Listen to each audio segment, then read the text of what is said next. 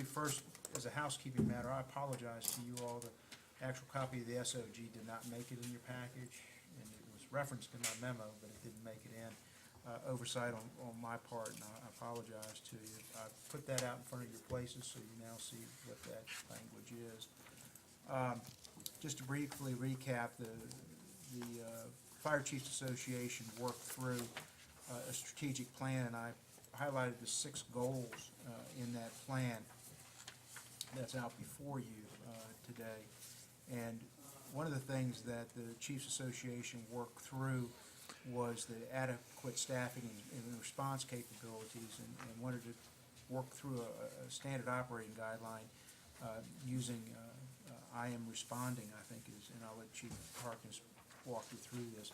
This is the results of that committee's work.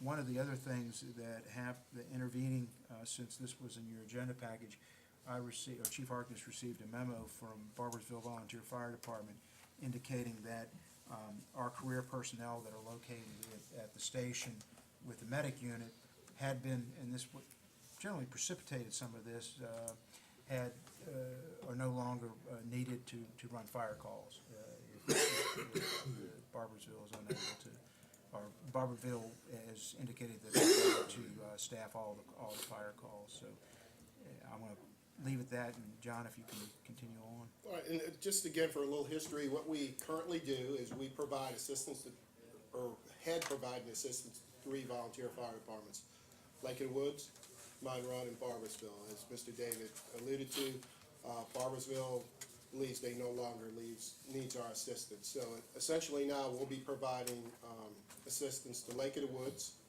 and Mine Run. The policy that you see in front of you is essentially what we've been doing almost ever since that I've been here.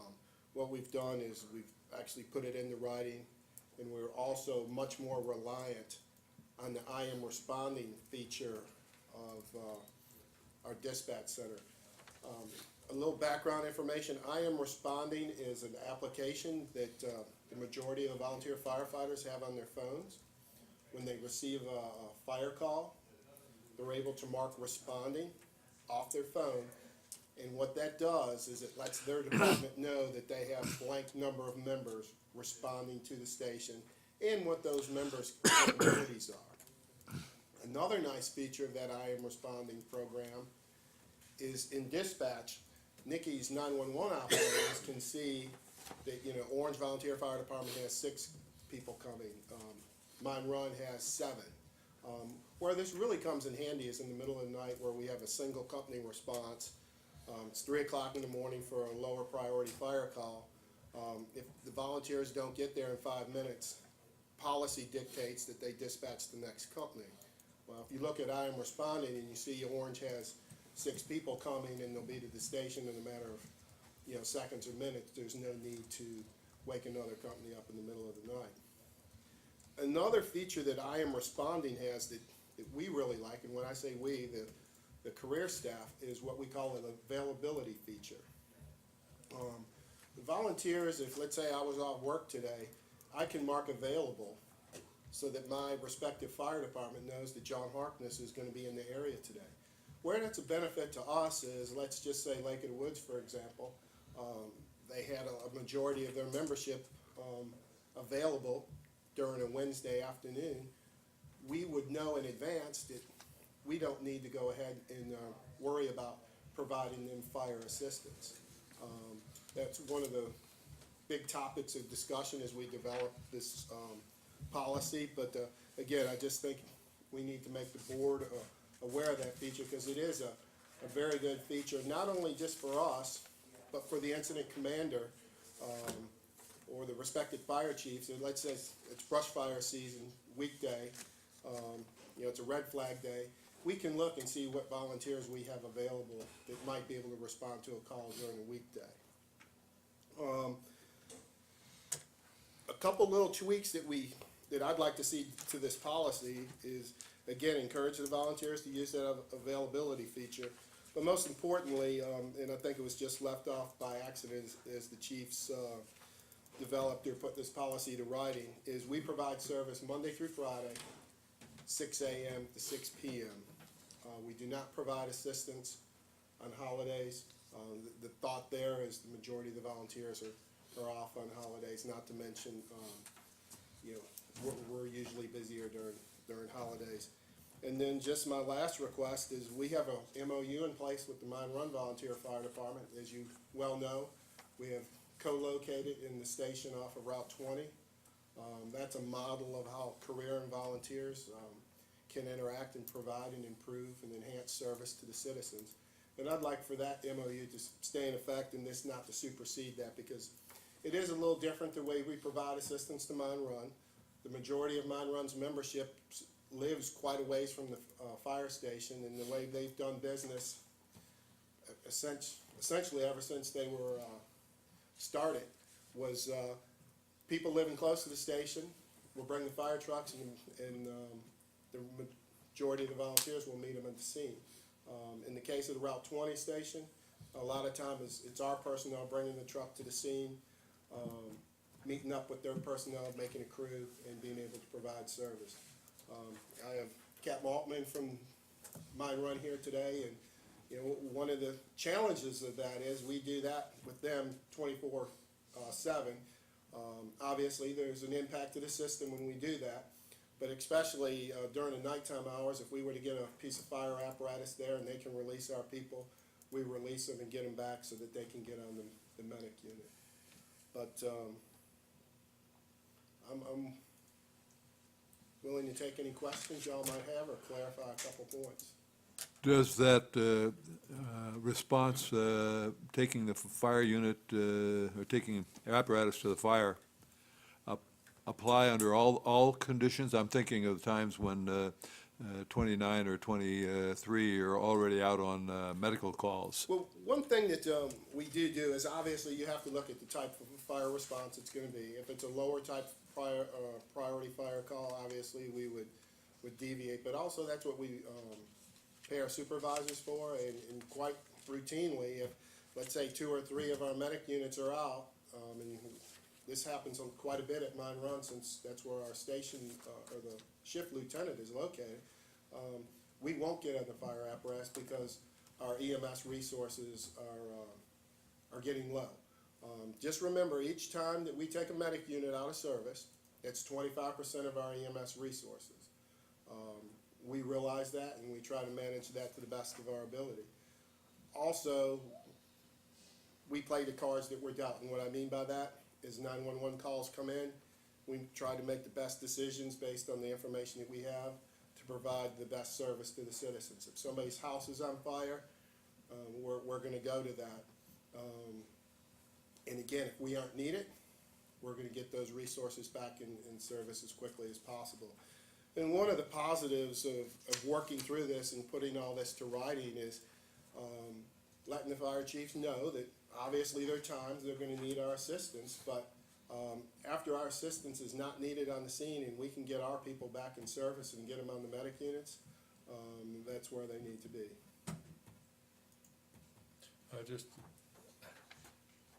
As long as that is the priority, keeping at least one medic unit or 2 medic units available, as opposed to having them respond to a fire. Okay, I have a comment there, Okay. and this is a major concern to citizens. You're going to keep a medic unit in service in a station when someone has a structure fire with people trapped. I understand, that's a different situation. No, it's not a different situation, because you do not know for sure whether a normal fire call, when dispatched, that there's anything to it. I will give you an example that I encountered myself. Got a call for an auto fire outside of a building, 1 engine company. Responded to the car dealership.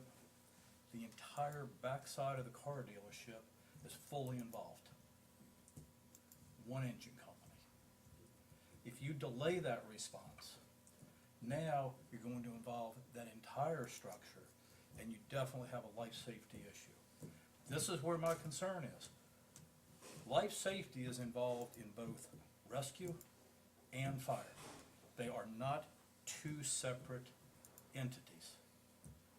They cross paths And I have a major concern that we are going to get slammed one day when we intentionally sit in a station and do not respond to the first requested call for service. That's just my opinion on this whole thing, and I have a major concern, and I think this is a good memorandum. However, I would like to see the I am responding full-time status utilized instead of waiting 2 minutes. Because once again, 2 minutes can make a difference. And I know I'm very passionate about this, but I spent many years in fire and rescue, and I've seen where the time makes the difference. And I apologize for being so passionate about it. Well, the idea of people standing around a fire when there are rescue calls being needed and they're not needed, if you've got an adequate response from the volunteers in the fire. That's not what I'm saying. I'm saying if they've got an adequate response, the career staff should go back and man the EMS units. That's what we attempt to do. But I know that we legally are exempt. However, morally, I don't know about the rest of you, but I'm not. Well, I mean, this is a good example of how often government doesn't look before it leaps. Because, you know, we've gotten ourselves into this. I'm not sure when it happened, when we decided to do this cross-purposing. It didn't used to be like that, so there wasn't an issue. Right. So when the decision was made, and I don't remember when it was, but it's fairly recently, then that brought all this about. Well, and didn't it actually start off exactly opposite Lake of the Woods? Well, Lake of the Woods was, I think, the first one to ask for a fire support. Right, had the fire, but not the EMS, But, correct? but at that time, there was always the issue, and I remember talking to John's predecessor. His question was, do I send him on a fire or do I send him on a rescue? I mean, it's one thing for the person's house to burn down, it's another person, if I'm sending him out on a fire unit and I don't have a rescue unit, which is his priority? I mean, and again, the possibility of somebody being in life in threat in a fire, I understand that's a possibility, and that's not an insignificant possibility either. But I'm thinking that do I want to let a guy die of a heart attack or let a house burn down? I mean, to me, you can rebuild the house. It's about risk management, and again, that's what we get paid to make the decisions, and we make those decisions based on the time of day, the resources we have available. You know, a house in the middle of nowhere versus a house at Lake of the Woods where they're 10 feet apart. There's a lot of A little difference, I understand. a lot of difference, and it's difficult to put all of it in the policy. And again, just a little history is how we got here. Barbersville, Lake of the Woods, and Mine Run, if I'm not mistaken, and this was before I got here, requested drivers. And That's shortly after I was hired here, we decided to take the drivers, and again, this was with board approval, and turn them into 56-hour a week people, because again, our need to provide EMS services had increased, and we were paying people to literally run one call, and sometimes less than one call per week when they were running that Monday through Friday shift. Again, a lot of the volunteer companies, Barbersville, when we were providing them service, they're less than 200 calls a year. Lake of the Woods is increased dramatically since I was a member there. They're up in the 500 or 600 range, if I'm not mistaken. And Mine Run, they have a median call volume. Brooke, you wouldn't happen to know your calls off the top. We had a little, right at 300 last year. So, again, and then when you take this policy and put it time of day, day of the week, it starts reducing that risk. And again, except with Mine Run, and again, with Mine Run, we make common sense decisions based on the circumstances, time of day, staffing throughout the county. But One of the things is, your preference of not taking those medic units out of service, if this I am responding was implemented all day long, you wouldn't have this thing of waiting 2 minutes. You, for the most part, you would know. If there is staff to run that fire apparatus, then the county does not need to provide any service other than So EMS. how many people are doing the IM service? all the volunteer fire companies are doing I am responding. But they are doing it on a daily basis or on a? They do it on the per call. This On the per call. availability feature is a relatively new feature, at least this is my understanding of it, and I'll be quite honest, I was unaware of it until we started developing this policy. But again, if we're standing in my shoes and we needed to provide assistance to somebody, and we knew that this afternoon, for an example, whatever fire company it might be, had loads of volunteers in the area, I don't need to worry about staffing their apparatus that afternoon. So encouraging the people to use the IMR on an availability basis as opposed to a responding basis. They could say, well, I'm available in the morning, so start from available at 6 till noon or something. Absolutely.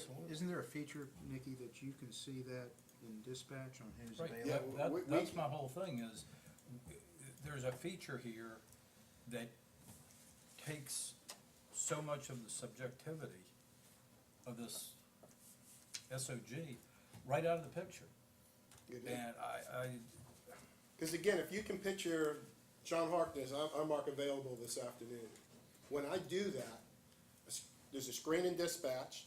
We would have access to the screen, which we do right now. Shows up at the station as well, doesn't it? And we can see who's available for that day. So again, people have heavy staffing that day, we know we aren't gonna be needed, we don't even worry about the fire side of it.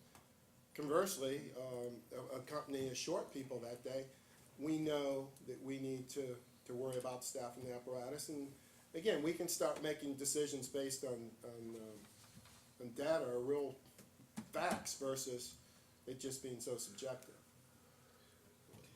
John, help me understand a basic point. I'm confused a little bit by your comment about the MOU with Mine Run, which seems to make some sense. And then this letter that we got today from Barbersville. Those two things taken together seem to be operating outside this SOG. Well, Is that? Barbersville, this is exactly. essentially, this is exactly what we were doing in Barbersville up until we received the letter for them stating that they no longer needed our service. Mine Run, the only reason I bring Mine Run up, I mean, this is essentially what we do with Mine Run, it's just, it's expanded slightly. And the only reason it's expanded is because of the way Mine Run is laid out. Again, their membership is dispersed. We have people sitting in the station that can bring the fire truck, and in a matter of minutes, we can have a fire truck there meeting their volunteers. In fact, we've done it several times and have had great success on some actual fires.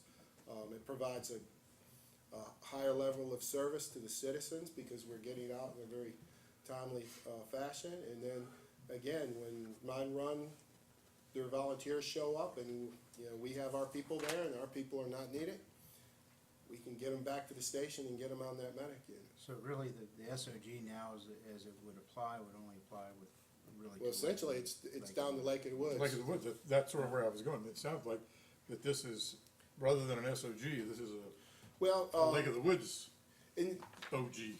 what the fire chiefs are, and I wish, Ronnie Johnson, the reason he couldn't be here today, he had a family situation that popped up. I did think somebody else was gonna be here. I thought Ronnie had assigned a representative. But the reason they wanna call this an SOG, and I agree with them, is this will be a countywide policy. So let's just say Gordonsville down the road needed assistance, that we would operate the same or as close to a same countywide than having individual agreements. Another SOG that we have out there is a driver release policy. It's something that the fire chiefs came up with because we had different departments releasing our drivers differently, and one of the things we asked for is just, whatever the standard might be, just have one standardized release policy. So that's why they're calling this an SOG, and I firmly, unequivocally support that. As much uniformity as we can get in the system, the better off we're gonna be. And if you're providing a higher standard somewhere, that should just be a positive, 'Cause not a drawback. Again, what it does for our people is we know that if we're providing a service, it's the same countywide, that we aren't deviating, you know, whether it be Mine Run, Orange, Gordonsville, Barbersville, whoever it might be. We're doing it the same uniformly throughout the county. So when the buzzer hits, our people know what to do. It's not, oh, what station am I at today? Because one of the challenges of our system is we have a relatively small number of people, and based on the department's needs, they fill in different stations on a fairly regular basis. And having uniform policies is just a very, you know, that's just an industry standard as far as the fire and the EMS service of how we should be doing business.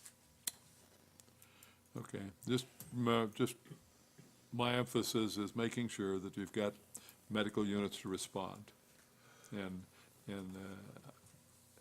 I expect that your staff will be able to evaluate those situations and make sure that you get them back on station. It's a lot different if you've got 29 and 23 are available as opposed to when they're not.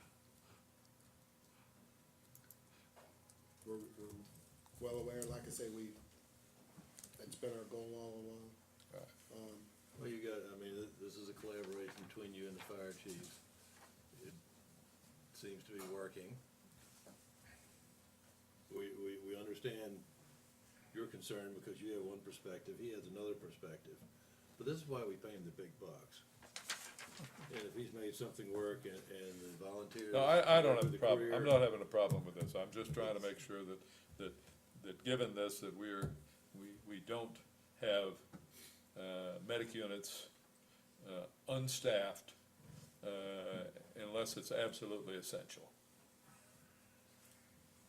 I'm sorry, I'll defer to you as being the chairman and go with what you say. But that's Orange County Fire and EMS. It's the full public safety service, and we have to provide that to our citizens as effectively as possible. And that is not sitting in the building when there is an emergency call. And that's And why. I'll say once again, that's why we pay him the big bucks to make I the agree, call. but I just It's- get into trouble We're when getting you down pick into and choose micromanagement. going out to help people or not to help people. Well, here again, I think we can talk about paying the big bucks, but this board gets paid the big bucks to make the big overall decisions. We get a raise? So it was the board's decision at some point to commingle these two. Didn't used to be like that. We didn't have this problem when it wasn't like that. So the reason that we have this problem now is because these two things were commingled. And, not speaking to whether they should have been or not, that's why we have the problem. So if this is a problem going down the road, and I think we can all, every day is kind of a test tube in terms of whether things are working or not. Unfortunately, people's lives could be dependent on whether that works, but if we have problems going forward, then I think this board needs to revisit the issue and say, okay, was that the right decision to mix the two?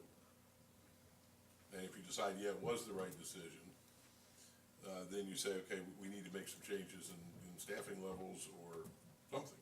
Because we can't just sit here and argue back and forth every 6 months about it, No, but If it there's is a problem, it needs to be addressed. It's going to And- continue because and- we have growth. And John or anyone in his position can only juggle so many balls. You know, if it ain't working, it ain't working. You're not, you know, nobody can perform magic. I'll offer, Mr. Johnson said, in my conversation with Chief Harkness, is one of the things is the allocation of resources and trying to really dial that in almost on an hour-by-hour basis. And it's a moving mosaic every day. Medic units are moving in and out of the county, calls are coming in and being dispatched. John has had included in his budget, and I'm not saying this, but I'm just putting it out there, is that for a fifth unit, and whether we have to begin thinking about that as an additional resource, that then we're not taking another unit offline to be able to staff, back to Mr. Johnson's commingling. So that funding, those resources are there, that's been part of the budget. I haven't brought it forward because we haven't, one, had the resources, nor were we at some tipping point. This may be one of the symptoms that we're having to work through. As we move forward, we're in the process right now of implementing a software called First Watch. And First Watch, what it does is it takes a look at our total fire and EMS system. And I'll just use the example from the time of call. So once that 911 operator picks up a phone, how long it takes him or her to dispatch the call.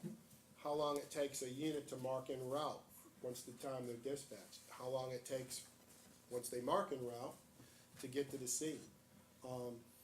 Anyways, we can measure, it's basically almost an unlimited number of performance measures. And one of the things we've done, we've created what we call a trigger. We staff 4 medic units a day. And we have a little trigger, it's like a little gas gauge, for lack of better words, that will show you how we're performing for that day. And as we get this software dialed in, one of our objectives is to be able to provide you guys a dashboard where you're going to be able to look at our system and see how we're operating and see how we're stressed.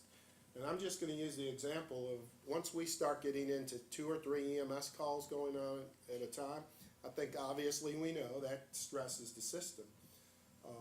And the system being the EMS side of the house.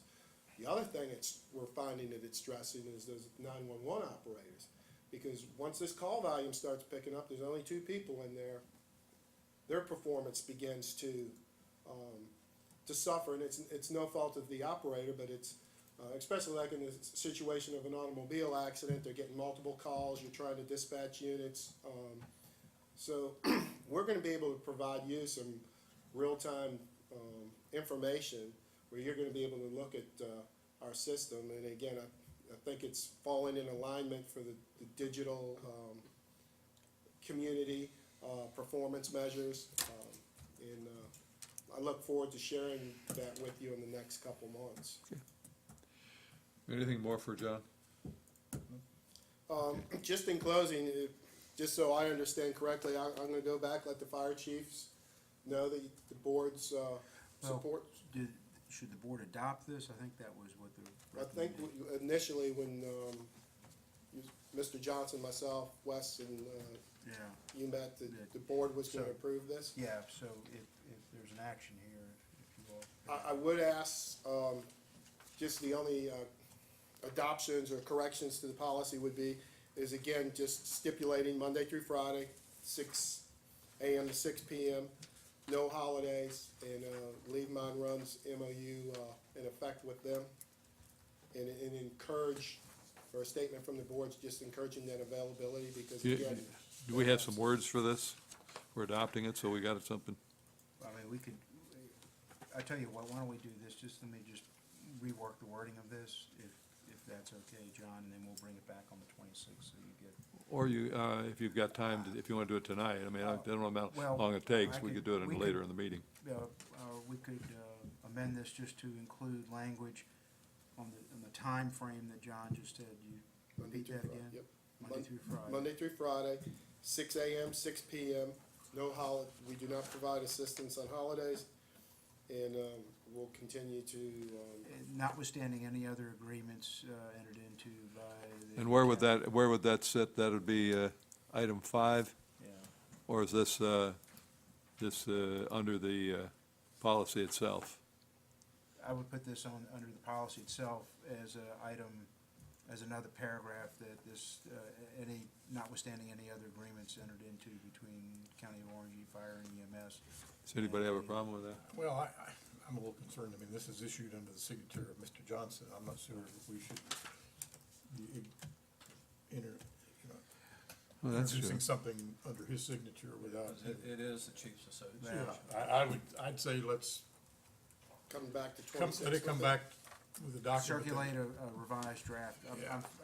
I agree with Mr. Wyatt. don't Let's follow Good. some protocol. Good catch, Follow good some catch. protocol. Is revise it, circulate, you can circulate that among the chiefs, is we recommended revisions made at the meeting. And if they, I don't think they need to meet. Do they have an intervening meeting between now and then? The 26th? No, but this is something, I mean, this is what we came up with, So those couple and these- changes. Okay, and then you circulate that, and then we'll have it as an action item on the 26th agenda. All right. All right, thank you very much. Thank you, John. All right. Okay, next, Turn this out to, Stephanie. Glenda, please.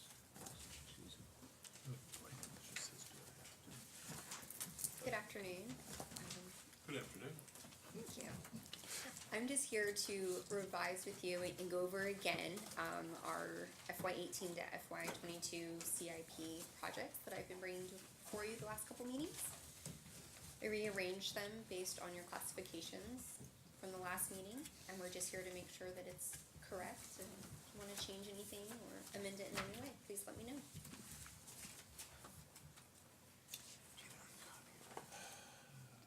This technology park acquisition item that's still in there, I guess I don't even know what that is, or where it is, or if it is, and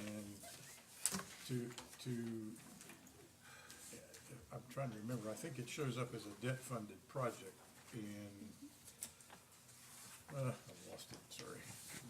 It's in 22 or Yeah, 23. Thank you. Mr. Miller and I were just talking about that today. 2022, there it is, no wonder I couldn't find it. Can't think that far ahead. You know, something that's in 2022, including even my own birthday, is a little hard to predict, so I would be open for discussion about whether or not that should be on the remain list, just because we don't even know what it is, where it is, or anything about it. Yeah, and how about, Mr. Miller and I actually had a conversation on this just a couple hours ago, getting ready for the update, because everything percolates or moves 1 year sooner with our update. The intent of this earlier on was to at least put a placeholder that, given the Germanna Wilderness Area Plan and the infrastructure plans that are going on, that it would be advisable to put on the radar, not committing, but on the radar, the acquisition of some amount of acreage that is suitable for a technology, a commerce park, much like an industrial park was here in the Orange Gordonsville corridor, but just to get it there as a potential project for capital project. One of the things that he and I both agreed is that we don't even know what property or whether there's a willing property owner out there. And so one of the first parts of this type of process is you find a willing property owner, you identify a rough acreage, and then you agree on an option. And that option is at some amount, but allowing at least due diligence and a feasibility study to be done before you even get into words of developing a property, that type of thing. I have a question. One of the reasons for reviewing this is because of our financial consultants have a concern about having too much proposed debt on the books. Precisely. I 100% follow what you're saying. And I have that concern based on Glenda and yourself and all of us. Hearing what you just said, I would be inclined to think that we don't have a willing participant out there. We have everybody's hands full of irons. so I would be inclined to say we remove it or push it back some. Unless there's something that, I share everything. I'm not, I think, I know where Mr. White is. I mean, this is debt funded, it's out there, it can be seen, and it's a big number. Our intent was agreed to by the board by including it in the adopted CIP, so I think everybody saw the utility of thinking this way, that there could be some suitable property that the EDA could develop, market, try to recruit business investment. For the purposes of the financially constrained CIP, if I could put it that way, much like VDOT does, if we could just move to the potential future list, that way it's on the list, it's not part of our identified future debt, but it's out there, and we just have it there, understanding that really the first step in this is even just a feasibility study, let alone maybe a target market study of who you're gonna market land to and how much land do they even need. I'd like to see it move there because that's gonna take a substantial dollar amount out that we have to worry about.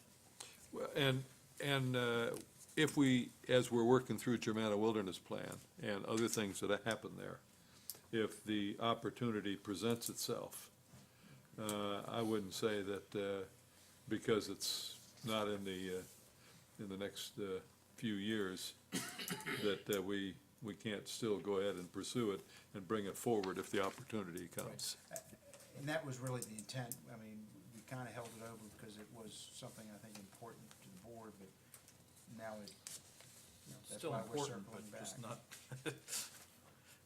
So we'll move it to the potential future list. How's that? Later years. And there were a couple of others that show up. I'm focused on page, it's called 1 of 11, under the projects by funding source, under debt funding. I'm really scanning down the columns there for the next 5 to 8 years, because I think that's what the bond underwriters and bond counsel are gonna be looking at. And the first thing that pops up, and it almost doesn't matter what the year is, but happens to be 2021, is this Eastern Solid Waste Collection Center. It shows up there, but if I look back to your, it says move to potential future, yet it shows up under debt funding in 2021. This list I created after our last meeting. This is actually from our CIP document, so this is what you adopted last year. Right, so I'm not so sure that we shouldn't clean this, that's where I'm going. We shouldn't clean up this table a little bit. And that Because- will happen when we do the next update of the CIP. Okay, so then that, potentially that leaves, there's a bogey sitting there in 2018 for the emergency communication system. The landfill expansion, last I heard from Kurt, is that probably not a 2020 item. That's probably later. No, it is, It is a 2020 item? yes, sir. I'm afraid to move that any further because we can't wait until cell one's completely full before we start on the next cell. We need to start that cell in advance of being full, so I'm scared to push that any further. But I also will have better numbers when we do our next survey, at the end of this month. Well, then it doesn't show up as a retain or remain, should it? Well, I mean, if you're in a situation when you get a little closer to that, you know whether that first cell is gonna be filled or not. Right now, anticipating how much garbage we're gonna get in the next 4 years. Well, I'm just trying to envision what we're gonna show to We hadn't the initially people that are gonna, put that on our potentially next list, because Kurt was adamant about the So 2020. it just doesn't go on the front. In other words, the ones that are on the front These are here the ones we've are all specifically the ones that were kind of in discussed. question. Yes, sir. Okay. It's not exhaustive. No, There's sir. obviously a lot of It's things just the in there. ones we specifically discussed. It was the one member we went through this.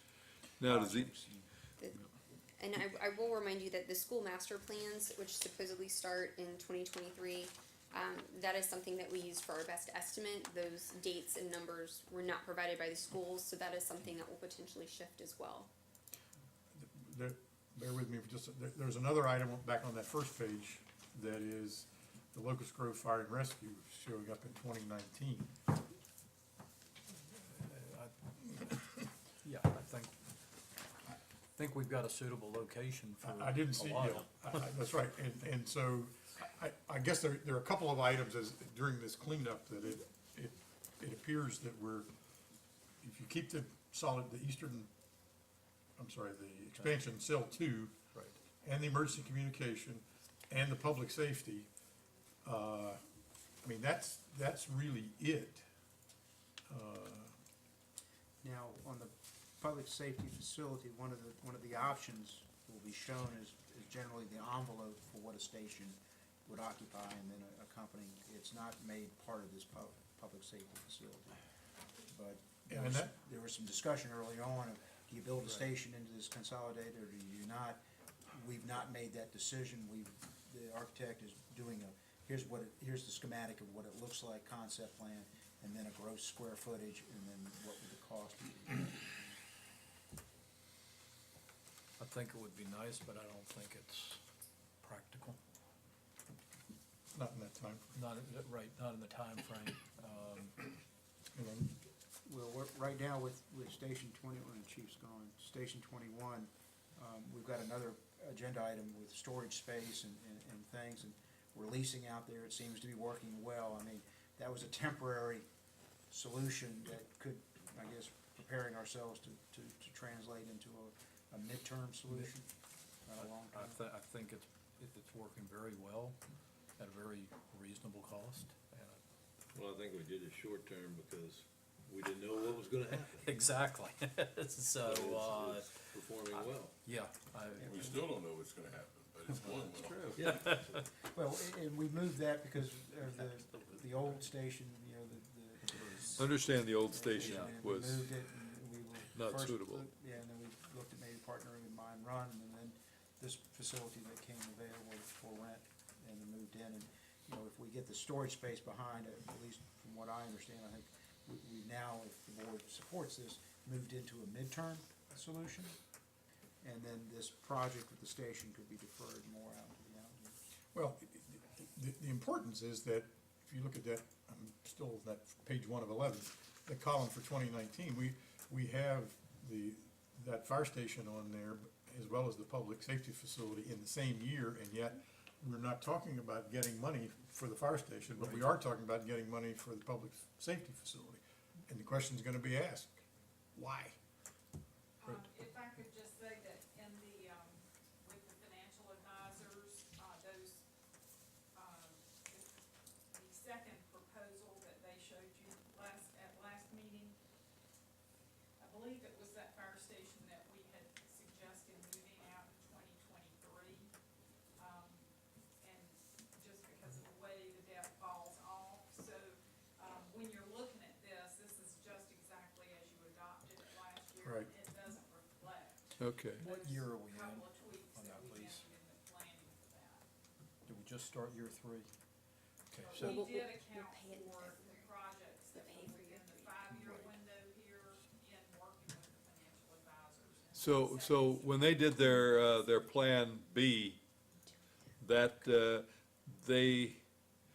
they had not considered that as part of the additional, capital investment for that Plan B, that fire station? They did, but I believe we had moved it out further so that it wasn't. It was after that drop-off of debt?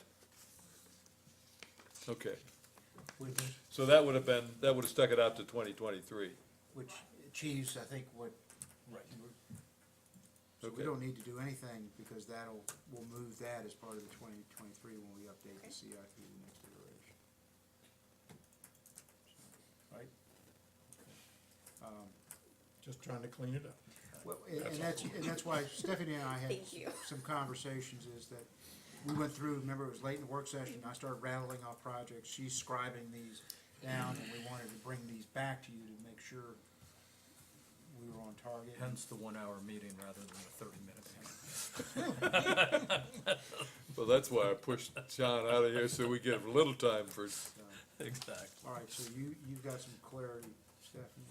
Yes, I'm moving the technology part to the potential future list. And the wireless broadband, we moved that money into the budget. What's left over with the wireless broadband initiative, that will be one of the revenues that we'll transfer to the broadband. It's 170,000. which could All right. fund professional services All and right. whatnot, so. Were there any other of the debt-funded projects that you wanted to look at, Mr. White? No, I think that was it. I mean, the only other one I had was the cell two. I wasn't sure where we landed on that. Thank you. Thank you very much. Thank you very much, Stephanie. No way. All right. Mr. Chairman, I may suggest, there was an item that I put out in front, we were gonna do as a late item to the agenda, but you've got 15 minutes. I received and met with representatives of the Soil Water Conservation District concerning a opportunity that they had for some state funds through the Water Quality Improvement Fund. This would be a regional effort. There was an email dated June 2nd from Greg Witchens to me, and then a narrative. I've contacted Mr. White, given his expertise in all things soil and water conservation district, and I'm sure I'm not hurting anybody else's feelings. Because you all have your unique skill sets, and his Mine deals with lots of manure. Very but unique. I get where you're going. So I really just following what because he talked to Greg and I think some others, and then he even had a conversation with the state senator about this thing. And so this is brought to you today. I'll let Mr. White walk you through what trying to be accomplished, and then also, I think, a recommendation for how we might do this. Well, basically what happened, our district, Culpeper Soil and Water, Madison, Green, Orange, and Rappahannock, there was a great deal of interest on the part of farmers, landowners in doing water quality projects, fencing livestock out of streams and all of these kind of best management practices. And there were other districts around the state that weren't as aggressive and didn't have as much interest, and so there was money left over that was unspent from last year. And when the guys at the state looked at the list and said, my God, Culpeper has all these requests that aren't funded, and we have money left over from counties that don't want to do anything, we'll just give all this money to Culpeper and let them do the projects that the farmers have asked for. And that's great, except now Culpeper has this pile of money dumped on them, but they don't have the wherewithal to Distribute it. to do the technical assistance part to design the last of the project and stuff. And so what they're doing is going back to the counties and saying, we need another person and a truck, I guess it is. And we propose that we split it up, allocated more or less the way the projects are across the counties. Ours, I think numbers of 20-some% of it was in Orange, 22.5%. So for a couple of years, they want some money for us, both for staff and for the vehicle, to the tune of about 1/3 of the total. The deal is that they have to come up with all the money or this doesn't work. My understanding from the conversation today that both Culpeper and Rappahannock have already approved their allocation portion. And Green, they think, is about to. Madison has said no, and we have to decide. So what does that do? If Madison says no, what effect does that Well, have? Madison might have some unhappy farmers. Well, other than that, what effect does it have on the overall program? Well, I asked that question, and they think that what they will be able to do is shift the years a little bit in sort of, not use a full year's worth of money, and therefore They're gonna keep fudge. going. They're gonna fudge it a little bit, that's right. And I think they also have a little bit of staffing flexibility, but, So does that mean more money for our people? well, it could. I mean, it's, the good news is that this would fully fund all the requests. And that's pretty unusual, so. And the number, actually, the number he gave me today, they're going to get, or have gotten, a little over $5 million in total, so. And about 1/5 of that, or a little more, would be on projects in Orange.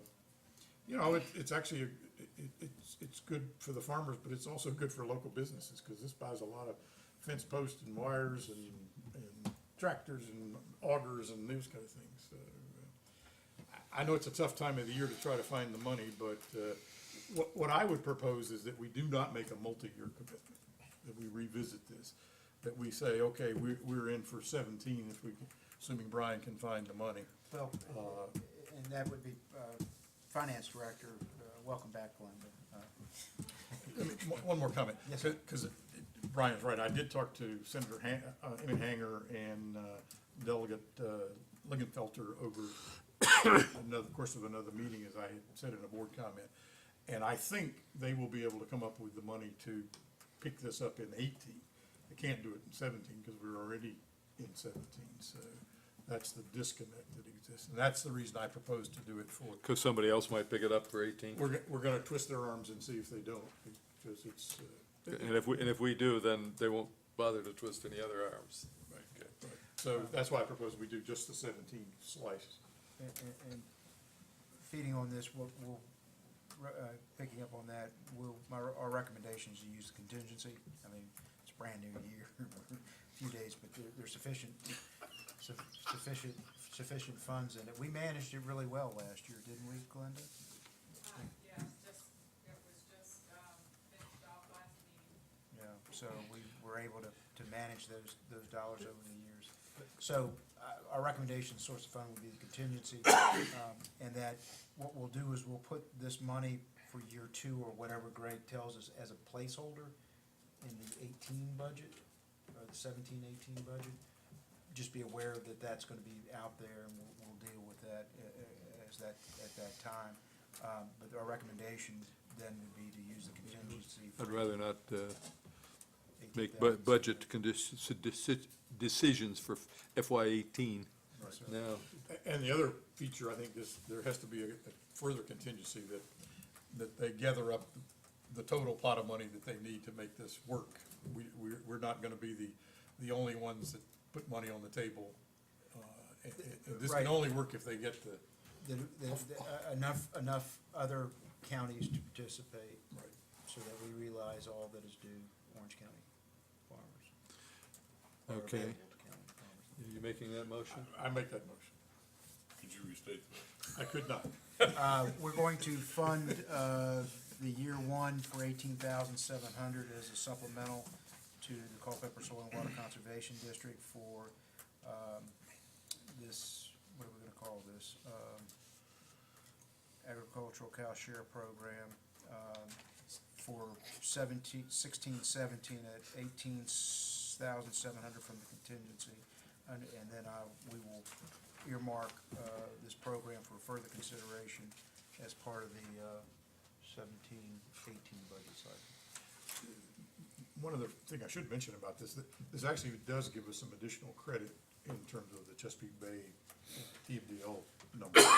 So it is we get, some recognition because of that. It will be included, so that's a little bit of an intangible, I know, at this point, but. I have a motion that is somewhat, has been stated. Everybody And then understand it? one other, that there has to be sufficient number of other localities participating in order for Okay. Orange County farmers to receive. That's the two. Have you got that, Allison? Yes, sir. Yeah, we'll make it work. Okay. Second. I have a second. Any further discussion? One question. This is semi-related. Glenda, were you able to correctly calculate those jail expenditures? I was, I think about 2,900 short, Okay, so we'll Okay. see one more. That was the, okay, that's, any further discussion? All in favor, say aye. Motion carries unanimously. All right, we got 5 minutes before we need to take a break.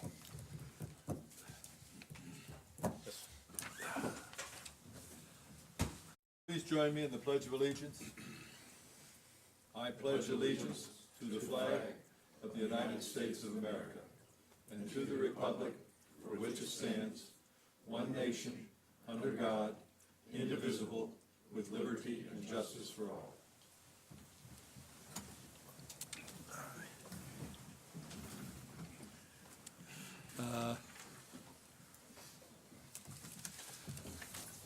One proposed change here to the agenda is to delete item 5A until we understand a little bit more about the potential cost.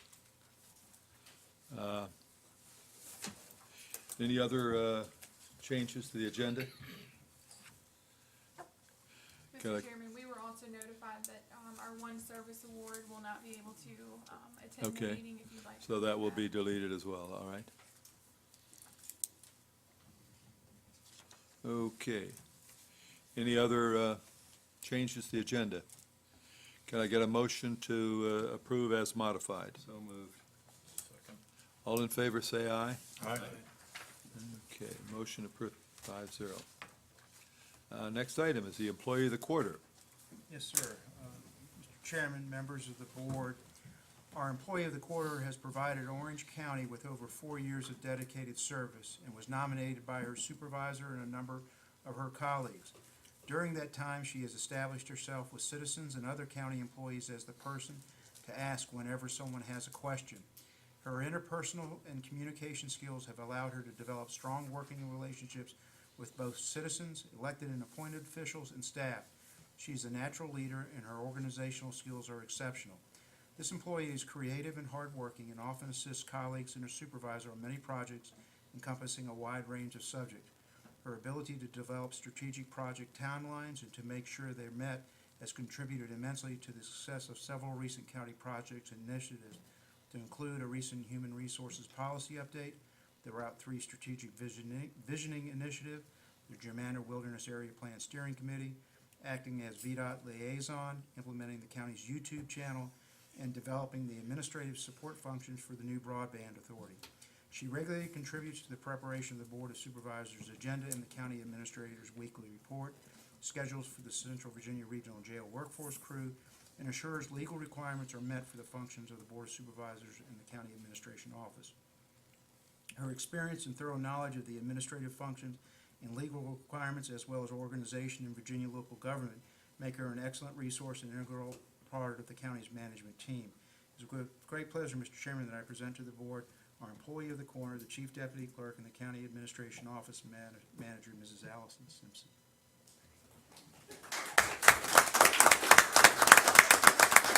Surprise, surprise. You realize when they mentioned VDOT liaison, didn't you? Yeah. I'll have to go back and see what he said about me. Allison, thank you for all of your service. I think all of the supervisors have had enough direct connection with you that we can all attest to the fact that you're really doing a super job for the county. Thank you very much. Louise is still mad at us. That's right. All right, you get to keep that too. Thank you. All right. And getting her to not know about this, and keeping this as a secret was no small feat. Susan Turner helped immensely with the subterfuge. So, Okay, what do we have next? next is Business Spotlight. All right.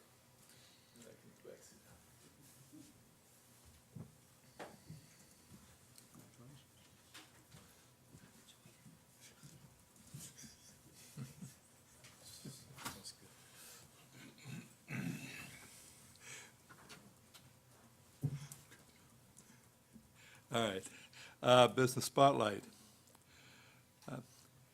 Kathy Overcash. Hi. Okay, I'm Kathy Evercash, and I'm the owner of the Art from the Bark wood carving studio. My husband joins me as well there and helps me carve and do other kind of wood turning. One of the primary things that we do in our store is we offer wood carving classes for all, not necessarily ages, but for all skill levels. We keep the prices extremely low. They run about $3 an hour, so that they're affordable for our local community. So and if they don't have any wood carving tools, they can still take the class and they can borrow my tools. So it's really an outlet for people to come in, learn about wood carving, and get out there and do some carving. That's the primary goal of what we do at the Art from the Bark. Another thing that we have as well are the wood carving tools.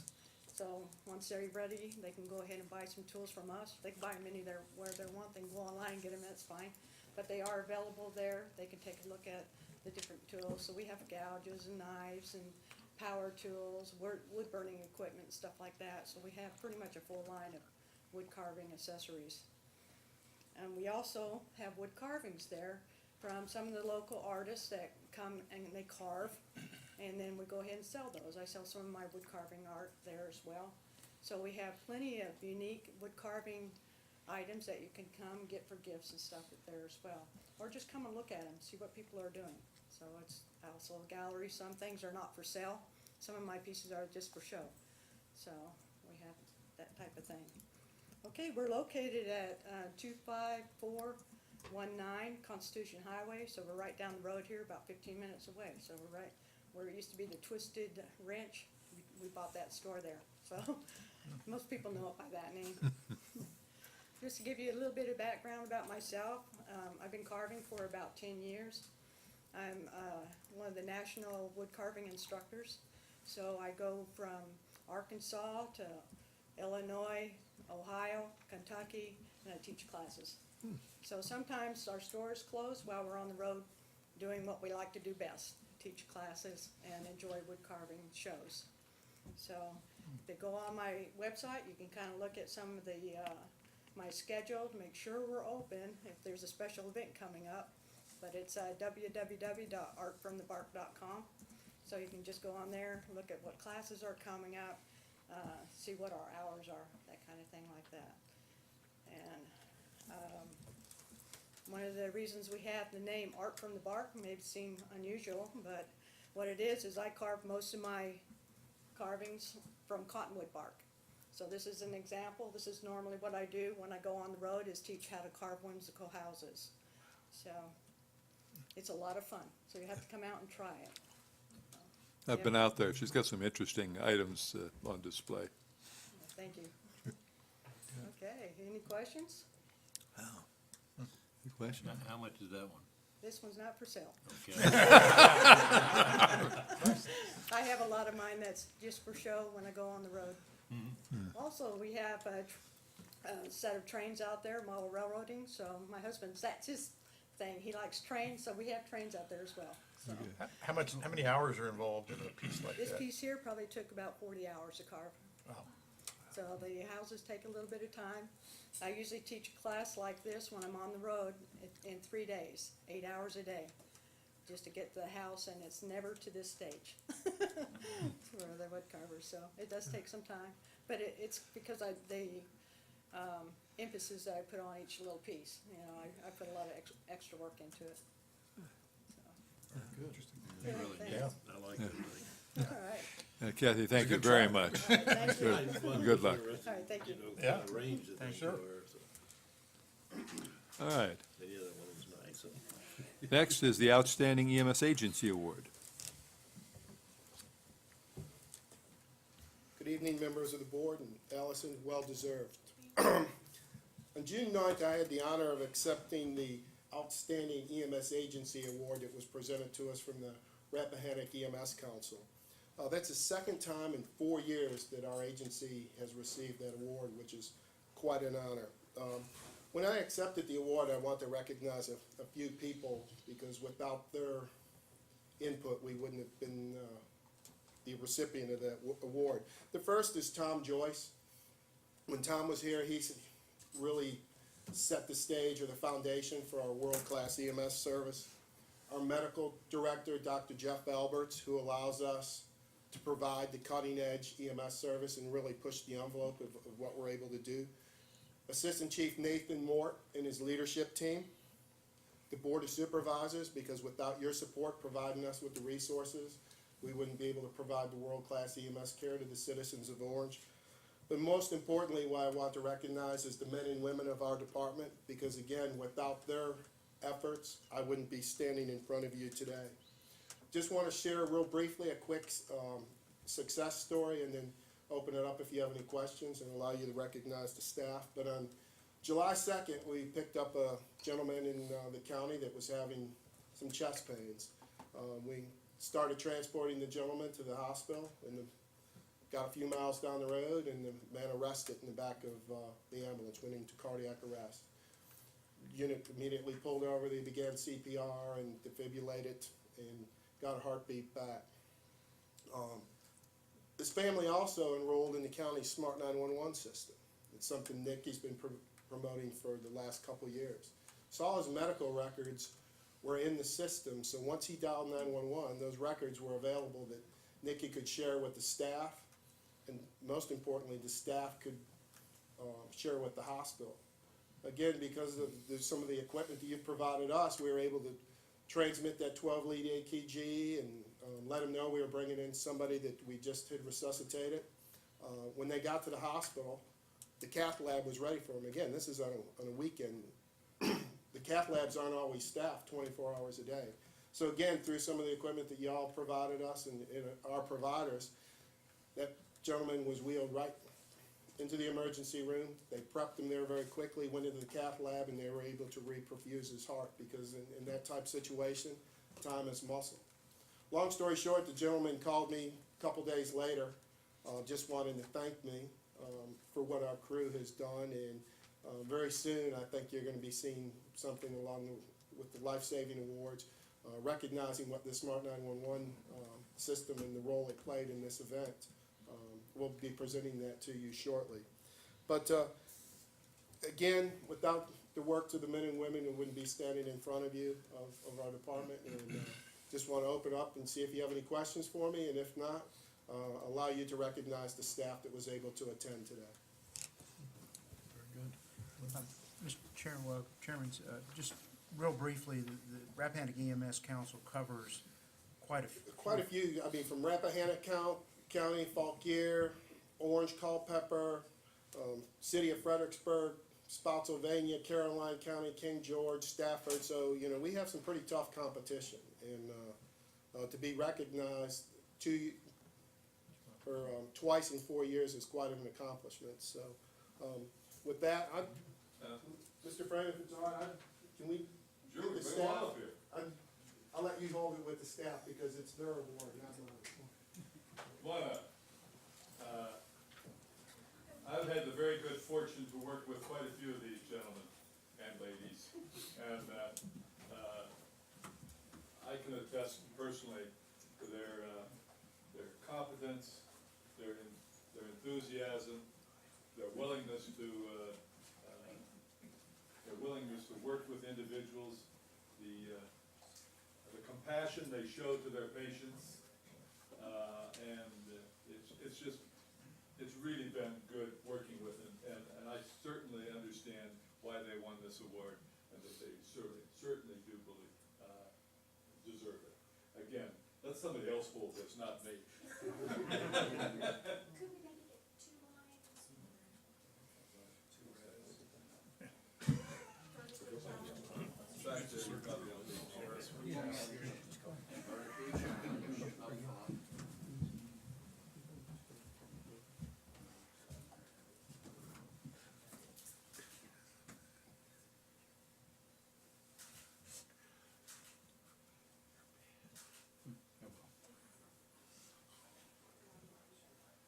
Again, John, congratulations to all your team, and we appreciate what you're doing for the town.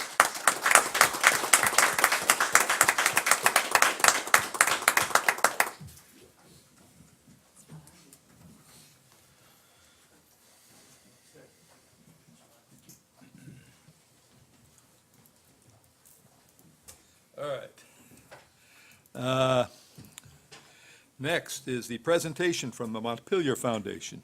Sean O'Brien. Good evening, Mr. Chairman, members of the Board of Supervisors, Brian. It's great to be here. It's not much of a presentation. Just wanted to reiterate some comments that we made in a letter from July 5th. But first I wanted to say from Kath that she's sorry she can't be here. She's out trying to take money from other parts of the country to bring to Orange County. So I think we all wish her well in that endeavor. And as part of that endeavor, what we're here to do is to ask for a rezoning process for the Montpelier property. It's currently zoned as agricultural, which I don't think has been revisited since Marion DuPont Scott left the property to the National Trust.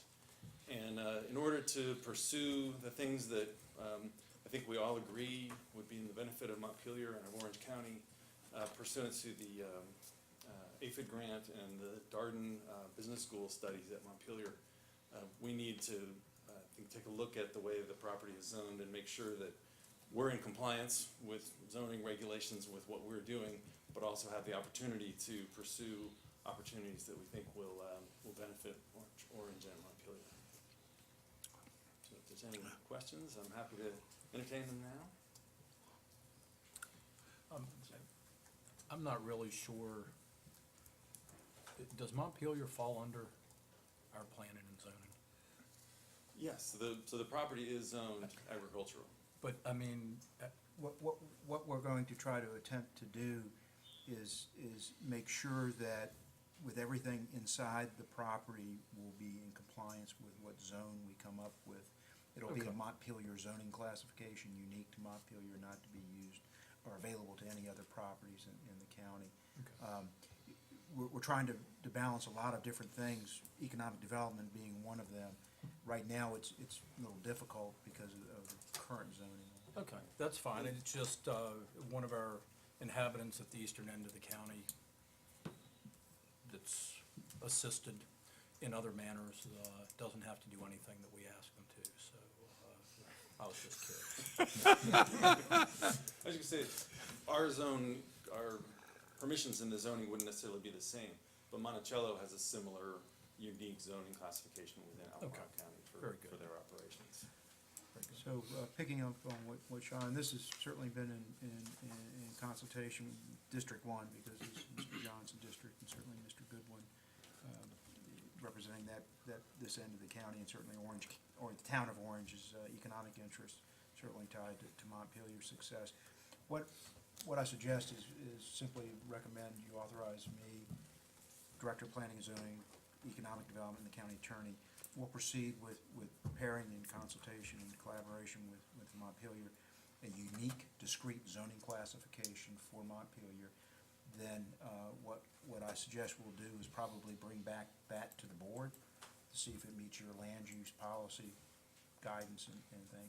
And then I think what we were talking about is certainly a planning commission kind of first view. And then from that, Montpelier will be reaching out to their adjoining property owners, and maybe even we'll host a town hall, and we want to be as transparent and forthcoming on this, so that our hope is by the time we get to the public hearing, the commenters will already have known, and if some still have issues, they have issues, but it's not, everybody's going to be given plenty of opportunity for input before this gets to a public hearing process. You mentioned Monticello. Are there other models that you're aware of that seem to fit your needs to accomplish the things that you're trying to do? Or is that a good model, you think? That is a pretty good model, and Kat actually was the chief operating officer at Monticello when that zone was created. Right. And so she's aware of both the process and some of the pitfalls, and she's looked at it again, and there are things in it that we wouldn't want available to Montpelier and in Orange County. It's a very different situation with Albemarle and with Monticello than it is here. But her background is in this, and Josh has been really wonderful in reaching out to us and trying to educate us on this process. So we feel very comfortable with the direction we're going with the information that's available. Well, but the good news is that there are examples. Yes. Where communities have done this, so you're not having to break, some new. Right, we don't have to get special permission from anybody except for. Absolutely, I You're not think, having to invent something. We're not special, right? I heard that. I think one of the things that you see, we're gonna try to cross-pollinate this across the disciplines, economic development. I'm certainly gonna participate in this because of certainly the interest in the work that we've done with Montpelier. One of the examples actually that we shared with, I shared with Sean and Kat and Josh was the Biltmore Estate in Buncombe. Did I get it right, Josh? Buncombe, I didn't get it right. Buncombe County, North Carolina. Much a similar type of operation, historical property, economic, business uses going on. And I think they've done a pretty good job of trying to anticipate everything, that allowing really decision-making on land use to remain with those principles of the property. and really only getting, if there are off-site impacts like traffic and noise, light, those things that would reach a certain threshold that may require some additional review by the board or the planning commission, but really, I think they had a good example. Right, and of course, we have various conservation easements and historic easements that we have to be sensitive to as well. And those will be actually formally recognized. Right now, they're Right. not formally recognized in the zoning ordinance, and Josh has some good ideas of how to actually create conservation districts that give, I guess, the weight of zoning to mirror what's already in place legally. Sounds like an interesting challenge. And this will be coming to you soon. I mean, we'll move this along. This is gonna take a number of months to work through, but we'll start working on this, and as we can bring this back to you, you all will be the first stop on whatever draft we come up with, at a staff level. So you're gonna bring it to us and then the planning commission? Yes, sir. Yes, sir. The intent is first getting Montpelier comfortable with what the language is, then back to this board as a policy matter, and then to the planning commission, and then through a public, kind of a town hall approach. Are you gonna do something beyond the standard public hearing to? Yes, sir. I think they have wonderful facilities. They have good relationships with all their Our neighbors. neighbors, yeah. And so we'll probably have much like the GWAP, we had the town hall. Okay, we did the GWAP down there. To Okay, get yeah. comments in and things like All that. right. Okay. Any comments or questions for Sean? All right. Thank you, Sean. Thank you very I just much. need formally take action to authorize this. Second. What was the motion again? As recommended, authorize myself, others on county staff to work with Montpelier to draft a comprehensive zoning classification for Montpelier for review and adoption as they've requested. Okay. All right, I have a motion and a second. Any further discussion? All in favor, say aye. Aye. Motion carries 5-0. Thank you, gentlemen. Thank you. Thank you very much. Thank you, Sean. All right. Okay. All right, next is the consent agenda. So moved. Second. Any further discussion? All in favor, say aye. Motion carries 5-0. New business has been deleted. There is no old business. Department Director, Constitutional Officer reports, Animal Shelter, semi-annual report. Ginny, Strong.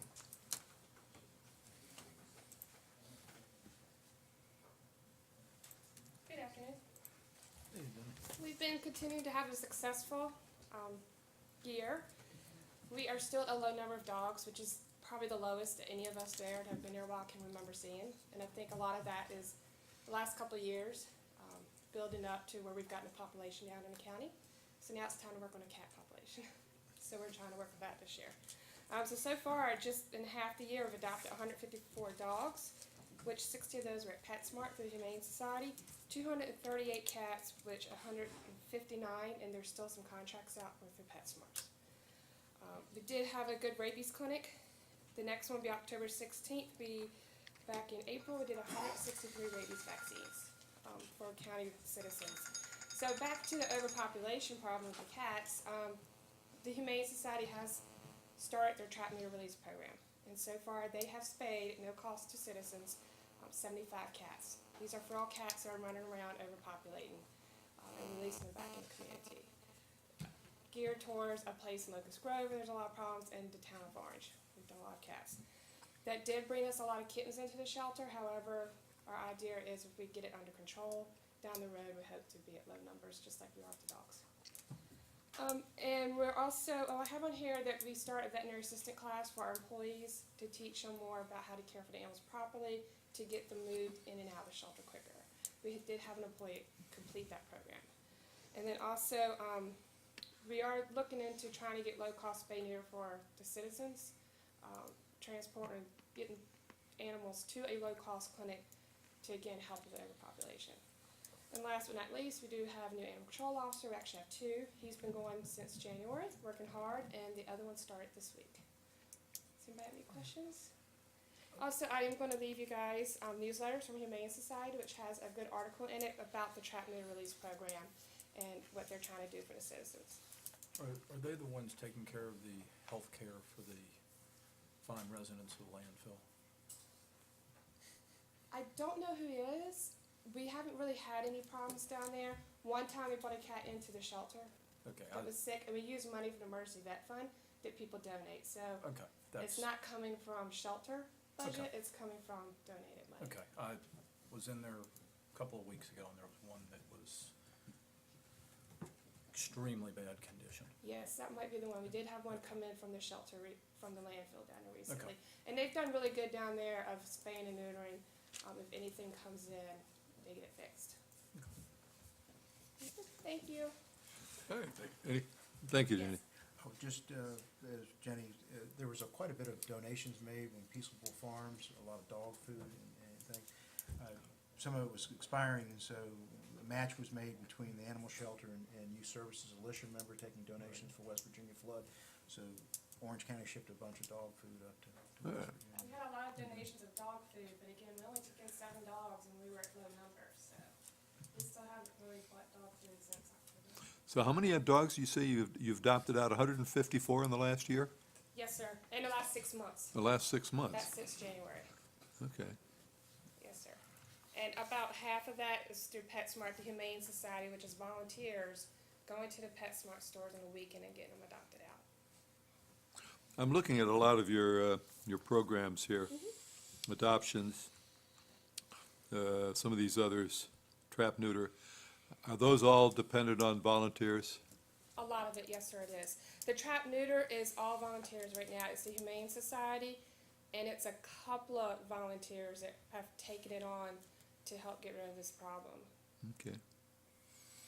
All right. And they're doing an amazing, wonderful job. And the other adoption events at these other locations are basically volunteers doing those? Volunteers and myself, sometimes Okay. I go if they're short, but it's not taken from our staff, it's volunteers, it's the Humane Society. Okay. And we're gonna go back to Stonewall Harley Davidson this weekend for another adoption event. Try to get some of the dogs adopted and help the Humane Society sell t-shirts. Gina from the Humane Society, who's also one of our employees, and I are gonna go do that. And at the county fair in 2 weeks, we're gonna go. But I don't think we've ever had this problem. We don't know if we're gonna have enough dogs to take. That's gonna be the only thing, which is a good problem, but you know, we're not gonna have enough for all the events. Yes. All right. All right, thank you. Thank you. All right, next is the cybersecurity training program. Larry?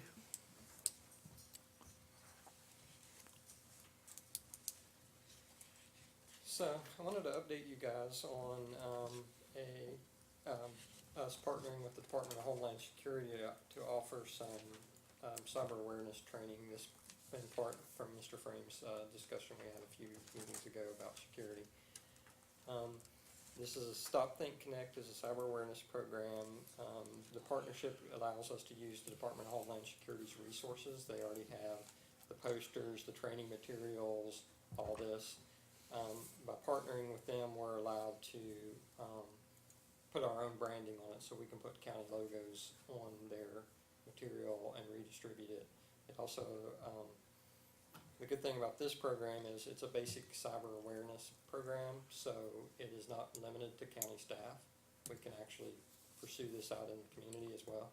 It's just to strengthen the digital citizen, to make them more aware of threats that are out there. And since it was a no-cost program, it made sense to go ahead and partner with them. We're also partnering with Department of Homeland Security on some other security initiatives as well.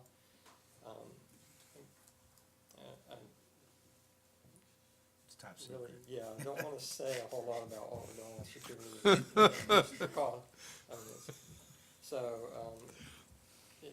This is something we're planning to roll out in the next few weeks to have a staff training.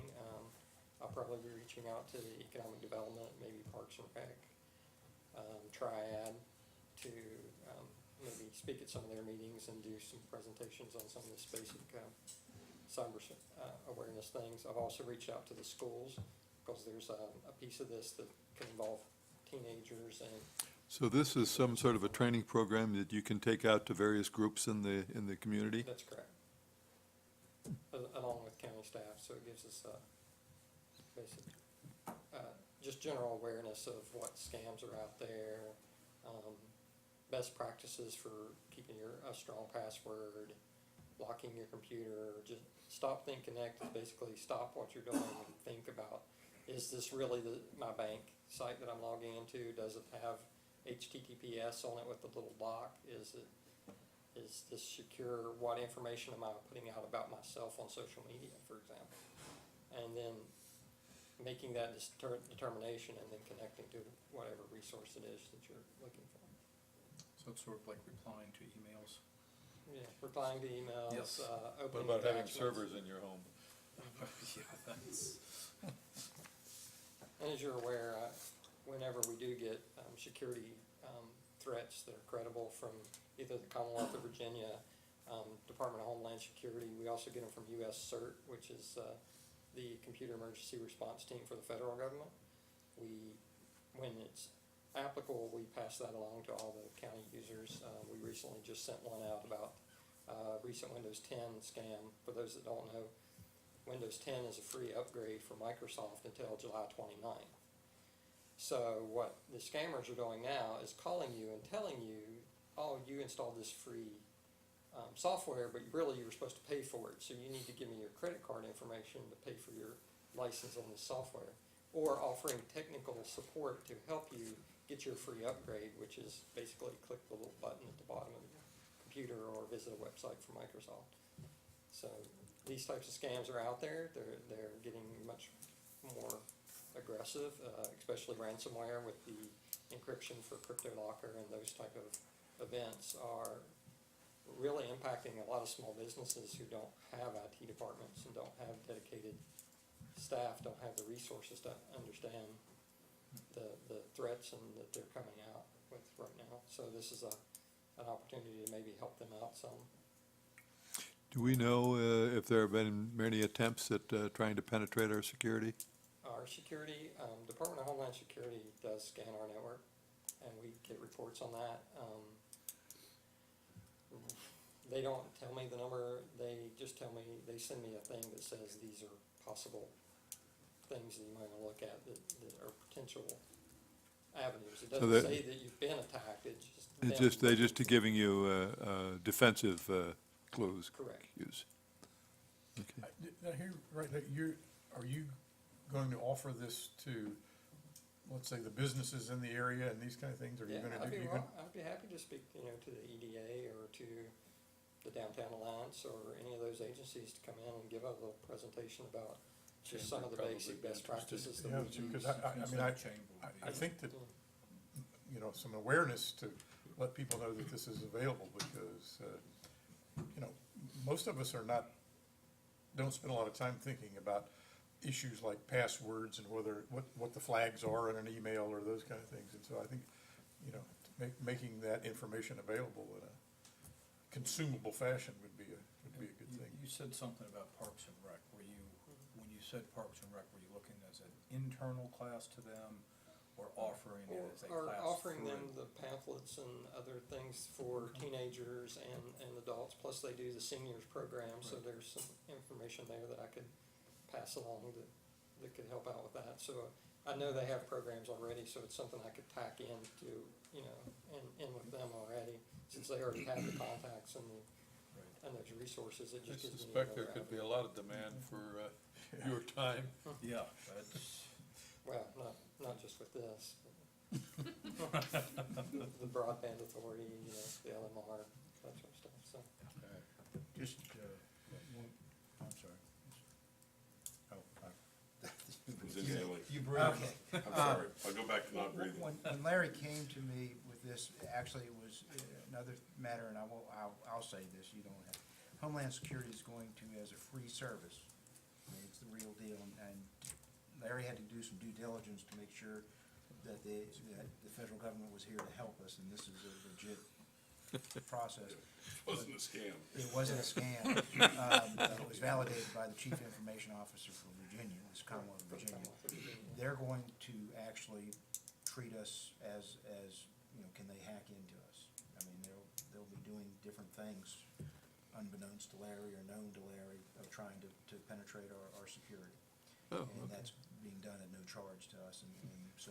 They do it to everybody all the time. So we I thought that was called the NSA. Exactly. we wanted that to happen then the second piece Larry became aware of it for his relationship with DHS. It's available.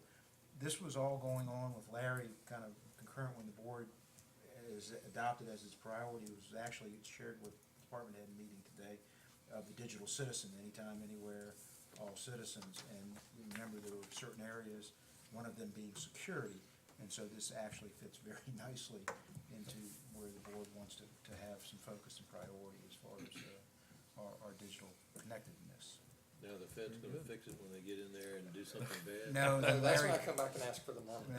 Yeah. Larry, you There mentioned, you go, it's a scam. you mentioned Windows 10. Yes. What are you advising that, like, the employees do? Are you advising that they go ahead and update that if they're running Windows 7 now? Yes, yes. I know a few months ago you were saying don't do it, so.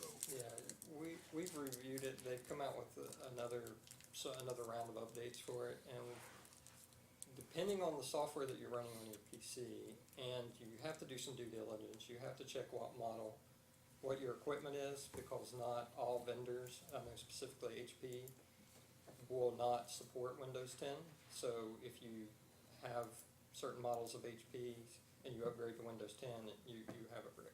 What about a Dell Precision M680? Just for example. I'm sure that we can get that upgraded. All right. Any further questions for Larry? Thanks, Larry. Thank you. I'll be looking forward to the training. Next item is the county attorney's report. Only thing I want to report is I am not upgrading to Windows 10. Okay.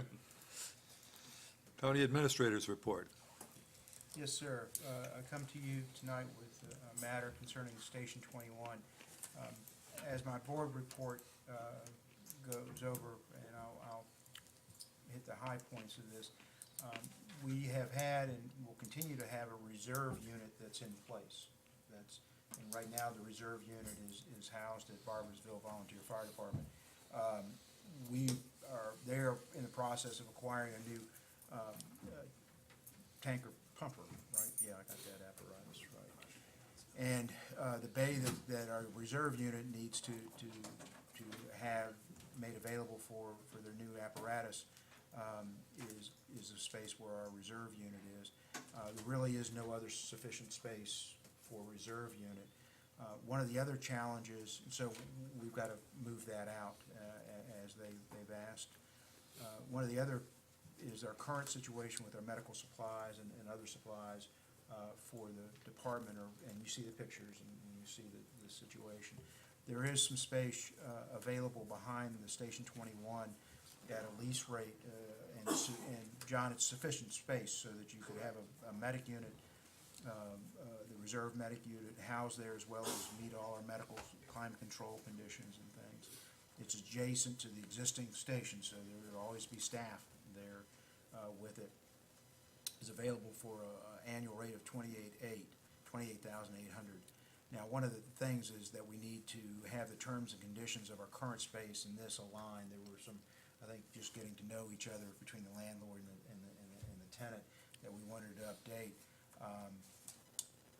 The other part of this, I've talked with the finance, Glenda, and really the only source of funds right now at this point in the budget year would be the contingency. So our recommendation is to use the contingency with the understanding that as the year progresses, and as you know, John has a considerable amount of funds that he uses for overtime and vacancy because of the churn of his personnel.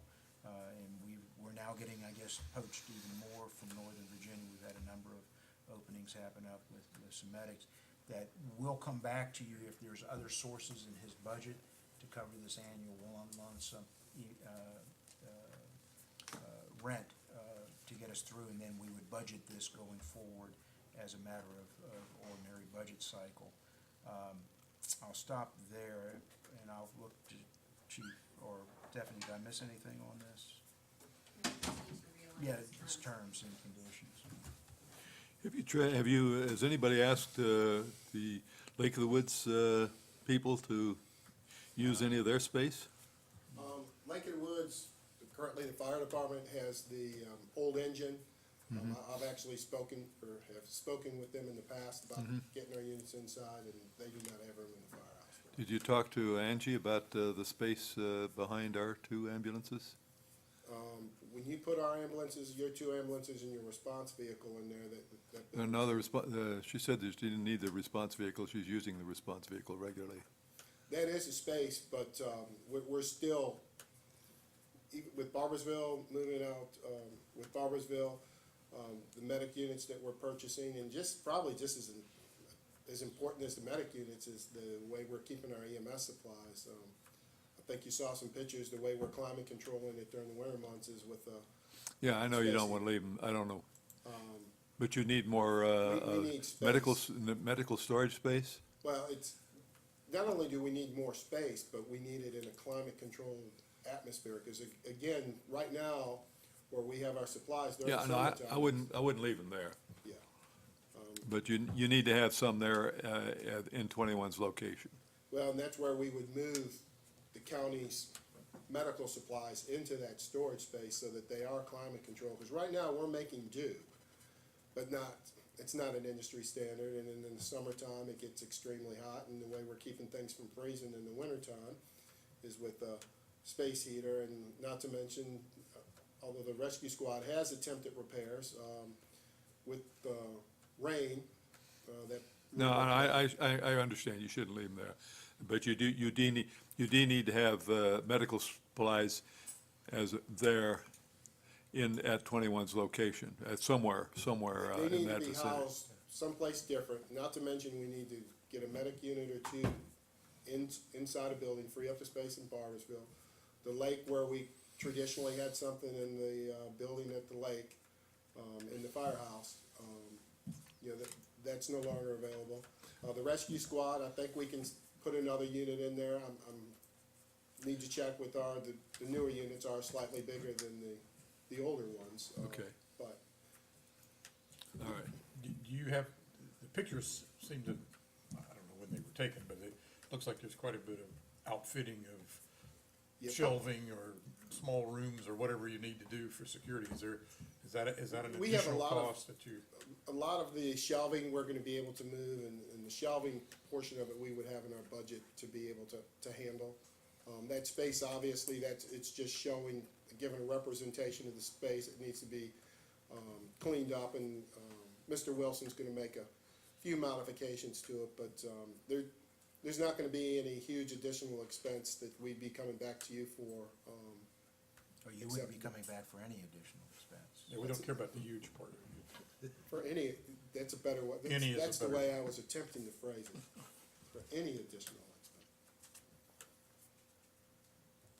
And I'm confident if things go well, as Mr. David alluded to, that we'd be able to reimburse the contingency fund, again, unless there's something catastrophic that happens. For this year, and then we would budget accordingly in years going forward. And it is also a whole lot less than trying to build a station. Yeah, we're now looking at what, total of about 48,000 a year between the two? Yeah, that's not bad. Plus, quite honestly, it's relatively centrally located for the EMS Yeah. supplies too. That was the thing I hadn't thought about, but. Yeah, I guess that's the other question. You've had some experience at that location now. Is that, generally speaking, is that location working? It's working out very well for us, very well. It's a nice, clean, reliable facility. Our relationship with Mine Run has never been better. I think we've improved services to the citizens, not only on the EMS side, but the fire side by having a piece of fire apparatus. But being out in 20 definitely has been an improvement.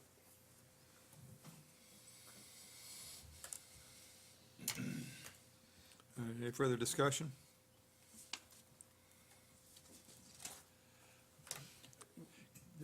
The lease we have, is it a year-to-year lease, or what is it, what's the term that's left? We entered the lease in July of 2015, and it was for 3 years. The option to renew for an additional 2 years. And so you would add this to that lease and it would begin, That's what I would approach Mr. Wilson with. Or if we wanted two separate, I would ask that they be aligned, and we also need to revise the terms and conditions.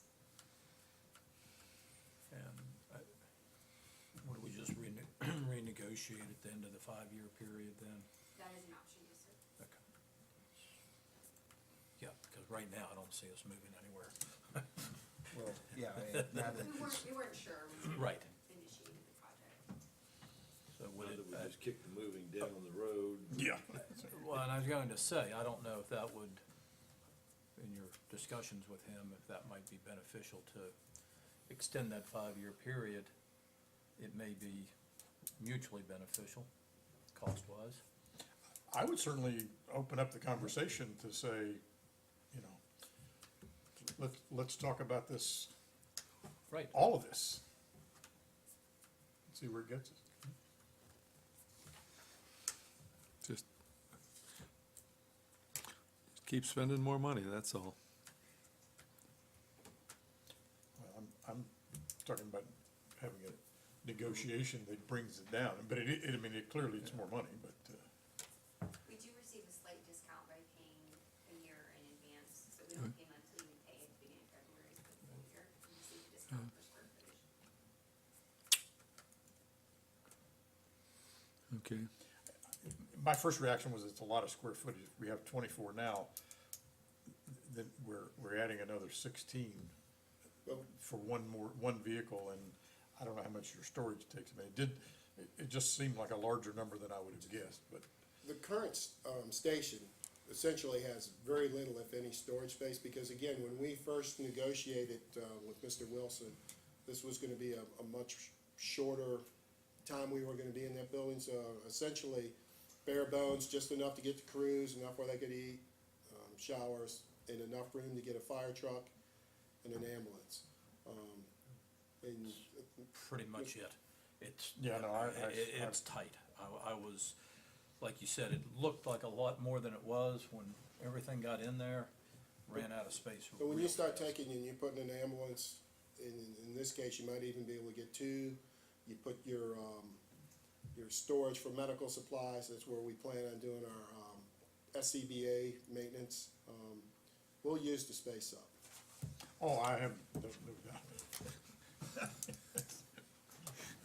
Just look at any empty basement and see how long it stays that way. Exactly. All right. Any further? All right. So should we come back after we negotiate?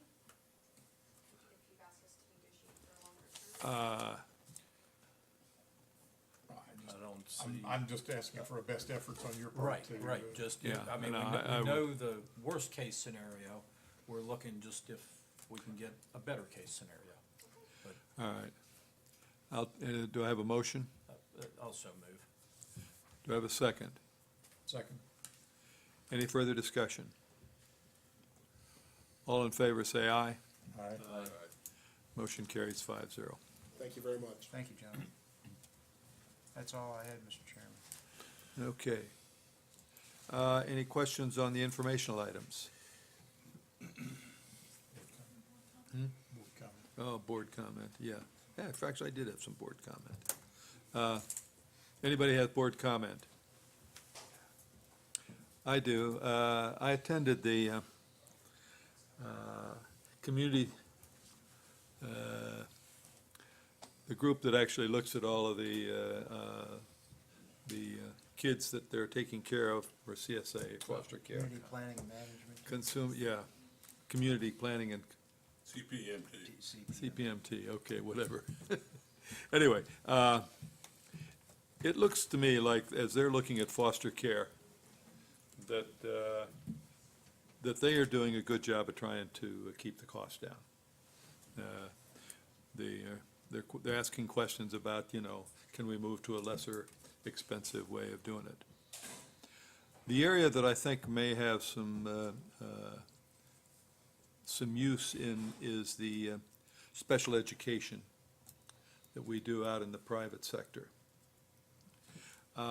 Apparently, some of these kids get actually transferred to us with individual IEPs, individual education plans. And these things are actually legal documents that say you got to do certain things.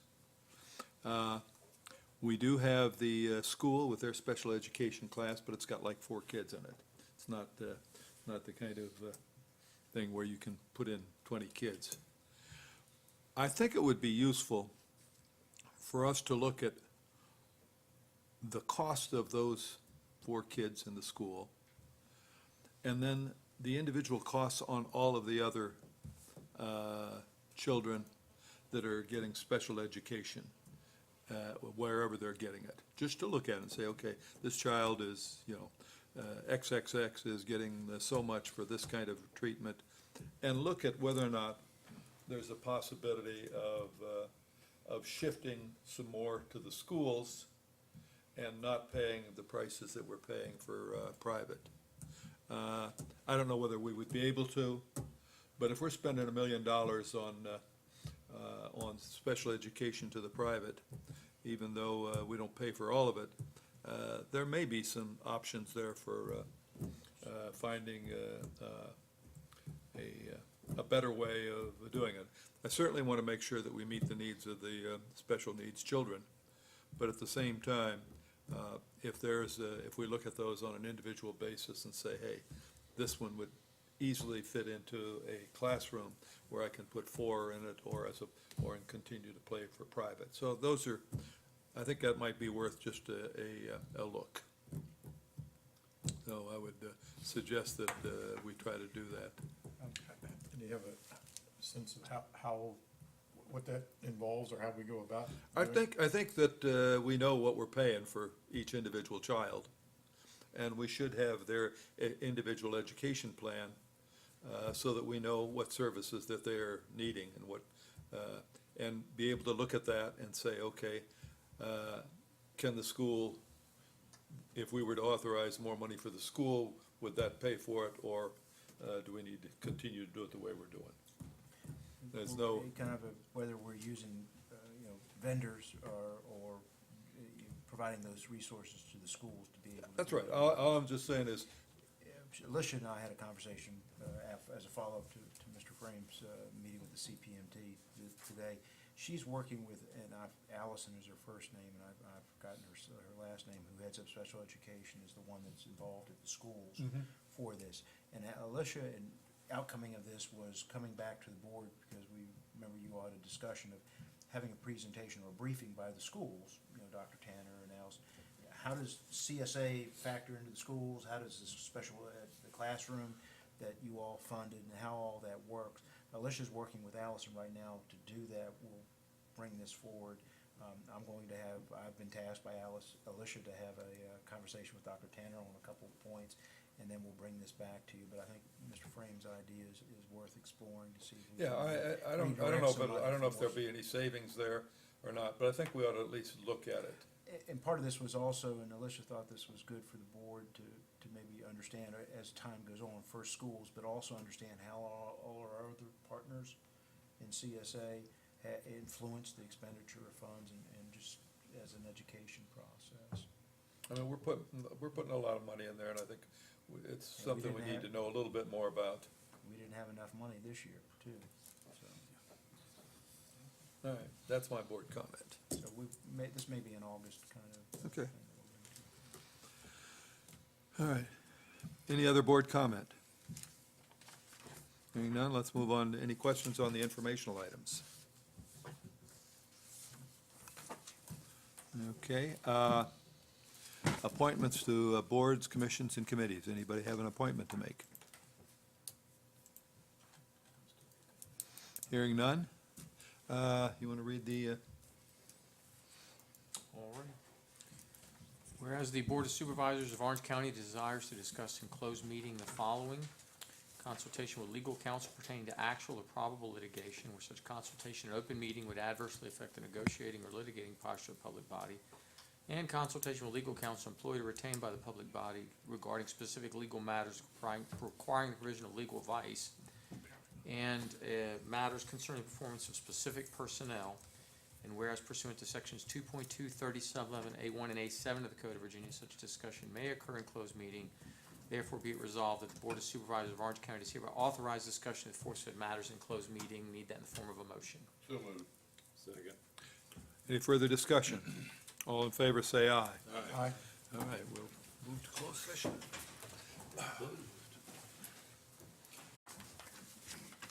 Members of the board, to the best of your knowledge, were the only matters discussed in the closed meeting, public business matters lawfully exempted from open meeting requirements, and that only such public business matters as were identified in the motion by which the closed meeting was convened were heard, discussed, or considered in the closed meeting. Mr. Crozier? Aye. Mr. Johnson? Aye. Mr. Frame? Aye. Mr. White? Aye. And Mr. Goodman? Aye. Okay, next item on the agenda at 7 o'clock is public comment. Is anybody signed up for public comment? No, sir, Mr. Chairman. Okay, the next item is public hearing on the proposed amendment to the zoning ordinance. Mr. Josh?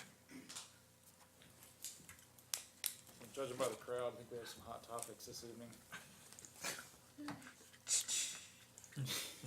Careful what you wish for. That's right. I know all too well.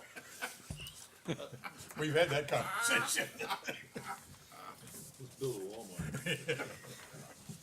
Oh, it doesn't have to be a Walmart. It can be just a wall. You didn't get one? That says be- Gentlemen, your first public hearing this evening is actually a zoning ordinance amendment you initiated a few months ago. This was to add pyrotechnics testing and manufacturing as a special use in the ag zoning district. It's about accordance. Also adopts a new definition for it as well. Oh, yeah, that's The planning commission heard this, I believe, 2 months ago, went through very uneventfully. There are no speakers from the public. And it was a vote to approve, recommend approval by a vote of 4 to 1. And as I've indicated in the memo, staff take no position on this particular amendment. 4 to 1? It said 5-0 here. I'm sorry, I'm on the wrong one. Yeah, Unanimous Okay, recommendation of all right. approval. You still take no position on it? Yes. all right. Apologies. Any questions for Josh? I actually had one. I was surprised we didn't have consider at least some special setbacks. I mean, it says 50 acres. And I'm sure the intent is that they don't locate in one corner that's purposely next to somebody's house. And I'm assuming that wouldn't happen, but I just wonder if we should at some point consider setbacks, or are there other setbacks in place for other uses that we could adopt and use?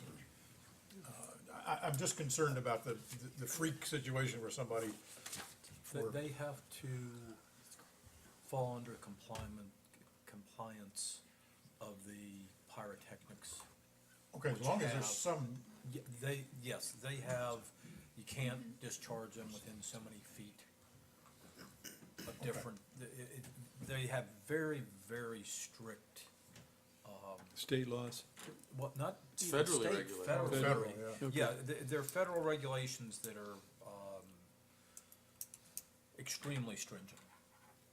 So, Make ours look like Tinker Toys. In fact, if you look at the definition, it says licensed and regulated pursuant to 18 US Code Chapter 40, which is, so they're actually federally regulated, and only a federally regulated entity would fall under this. and that would include some, we think, some setbacks or boundaries Oh, or something. absolutely, Okay, then that's fine. because That they- was that was the only piece that Yeah. looked to me Well, like it was. they even said that they, in order to operate in a safe area, they had to have, I believe it was 30 open acres, and then 20 that was away from it with other things. Yeah, that's where the 50 came in. They said they Yeah. need at least 30 open, and then, And with it being the pyrotechnics, But all of that is covered by federal law. All we're doing is talking about what we wanted in terms of land use. right. Okay. All right, any further discussion with Josh? Questions? Okay, we'll open the public hearing.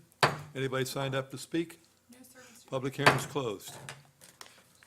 so moved. Second. All in favors? Any further discussion? All in favor, say aye. Aye. Motion carries 5-0. Next one, Josh.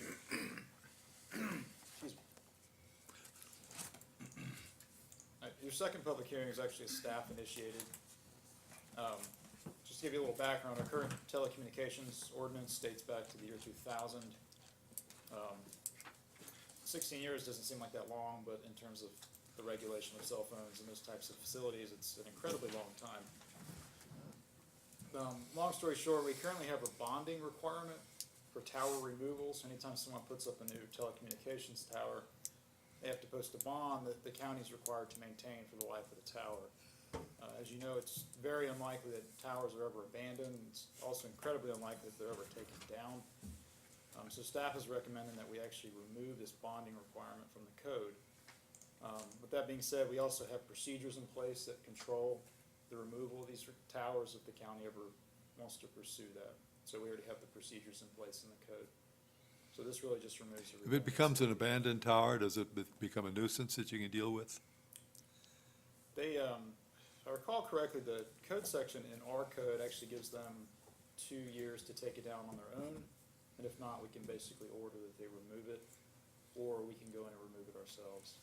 And then place lien on the property and collect. Yeah, and recoup our costs through liens, Or take over the tower. or take over the town. Okay. Yeah, but I think everybody understands towers are forever. Okay. Any questions for Josh? All right. We'll open the public hearing. Anybody signed up to speak? No, sir. Public hearing's closed. So moved. I second for discussion. Okay. All discussion? Further discussion? Hearing none? Just wanted some drama. All in favor, say aye. Aye. Motion carries 5-0. All right. Hearing no further business. No, no, we still didn't cover the calendar. A motion to adjourn is always in order. Except when the chairman says no. Anybody have any questions on the calendar? Hearing none, I would entertain another motion. I lost interest. So moved. All right, all in favor, say aye. Aye. We're adjourned.